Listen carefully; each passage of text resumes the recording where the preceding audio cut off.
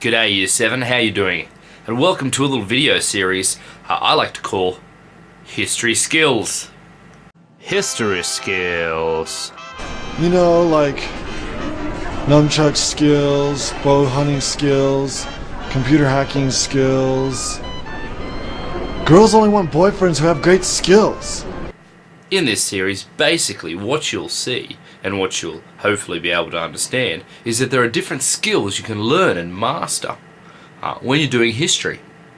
One of the first and most important is analysing sources. Ding, ding. Now what does that mean? It's a very good question. Thank you for asking it, Seb. Basically, what analysing sources means is that there are different things out there. Pictures, videos, pieces of writing, poems or diary accounts, things like that. And basically what you need to do is look at them and work out what we can learn from them. Now, sources can be categorized, split up into two different things. You can have primary sources, ding, and secondary sources. Ding. Now, often people get confused about what a primary source is and a secondary source is.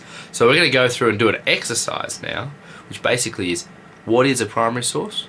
What is a secondary source? I'll give you examples, and hopefully, by the end of it, you'll have a better understanding of what they are. First up, primary sources. A primary source is anything that is written or made during the time that we're studying. So a letter, a diary, a photograph, video of the time we're studying. So if we're studying World War II, a diary written by a soldier in World War II is a primary source. A letter written to his mum is a primary source. A photo taken of him is a primary source. I'm going to give you some examples of primary sources just to get them ingrained in your minds. I believe that this nation should commit itself to achieving the goal before this decade is out of landing a man on the moon and returning him safely to the earth.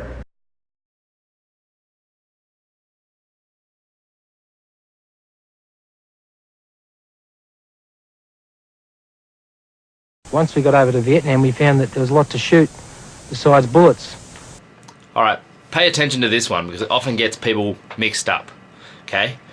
He's talking in 1991, as you can see there, but he's talking about things he experienced back in the 1970s in the Vietnam War, so it's still a primary source.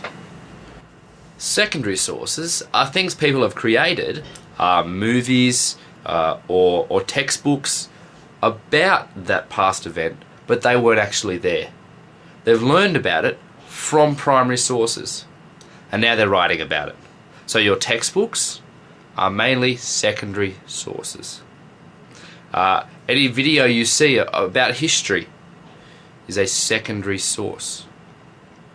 The removal of Aboriginal children from their families and traditional lives began in the late 1800s. You remind me of a former love that I once knew.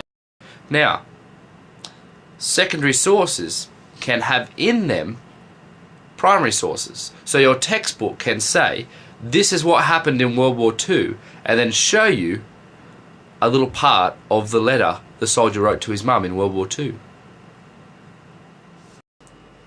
Well, there you go. That's the end of our little instructive video. Hope you learned one of the first steps of analysing sources, which is working out what's a primary source and what's a secondary source. Sit, boo-boo, sit. Good dog.